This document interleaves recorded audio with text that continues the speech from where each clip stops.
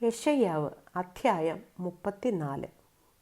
ജാതികളെ അടുത്തു വന്ന് കേൾപ്പിൻ, വംശങ്ങളെ ശ്രദ്ധ തരുവിൻ.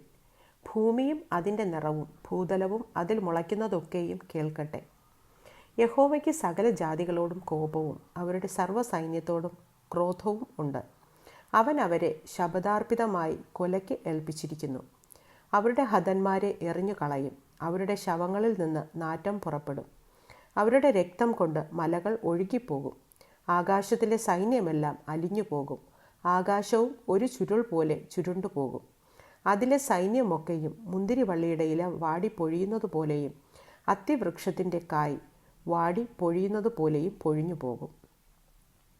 എൻ്റെ വാൾ സ്വർഗത്തിൽ ലഹരിച്ചിരിക്കുന്നു. അത് ഏദോമിന്മേലും എൻ്റെ ശപഥാർപ്പിത ജാതിയുടെ മേലും ന്യായവിധിക്കായി ഇറങ്ങിവരും.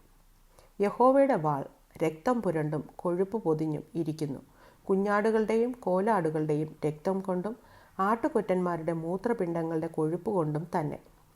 യഹോവയ്ക്ക് ബൊസ്രയിൽ ഒരു യാഗവും എദോം ദേശത്ത് ഒരു മഹാസംഹാരവും ഉണ്ട്. അവയോടുകൂടെ കാട്ടുപോത്തുകളും കാളകളോടുകൂടെ മൂരികളും വീഴും. അവരുടെ ദേശം രക്തം കുടിച്ച് ലഹരി പിടിക്കും. അവരുടെ നിലം കൊഴുപ്പ് കൊണ്ട് നിറഞ്ഞിരിക്കും.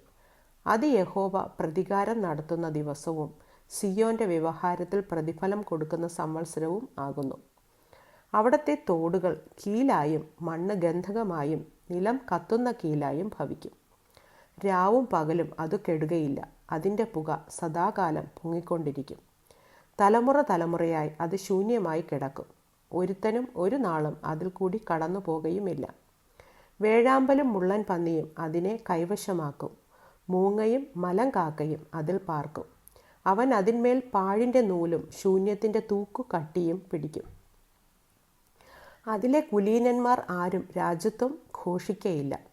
അതിലെ പ്രഭുക്കന്മാർ എല്ലാവരും നാസ്തിയായി പോകും. അതിൻ്റെ അരമനകളിൽ മുള്ളും അതിൻ്റെ കോട്ടകളിൽ തൂവയും ഞെരിഞ്ഞിലും മുളയ്ക്കും. അത് കുറുക്കന്മാർക്ക് പാർപ്പിടവും ഒട്ടകപക്ഷികൾക്ക് താവളവും ആകും. മരുമൃഗങ്ങളും ചെന്നായ്ക്കളും തമ്മിൽ എതിർപ്പെടും. വനഭൂതം വനഭൂതത്തെ വിളിക്കും. അവിടെ വേതാളം കിടക്കുകയും വിശ്രാമം പ്രാപിക്കുകയും ചെയ്യും.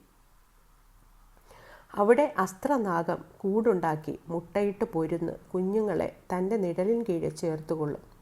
അവിടെ പരുന്ത് അതതിൻ്റെ ഇണയോട് കൂടും. യഹോവയുടെ പുസ്തകത്തിൽ അന്വേഷിച്ച് വായിച്ചു നോക്കുവിൻ. അവയിലൊന്നും കാണാതിരിക്കയില്ല, ഒന്നിനും ഇണ ഇല്ലാതിരിക്കയുമില്ല. അവൻ്റെ വായല്ലോ കൽപ്പിച്ചത്, അവൻ്റെ ആത്മാവത്രേ അവയെ കൂട്ടിവരുത്തിയത്. അവൻ അവയ്ക്കായി ചീട്ടിട്ടു. അവൻ്റെ കൈ അതിനെ അവയ്ക്ക് ചരടുകൊണ്ട് വിഭാഗിച്ചു കൊടുത്തു.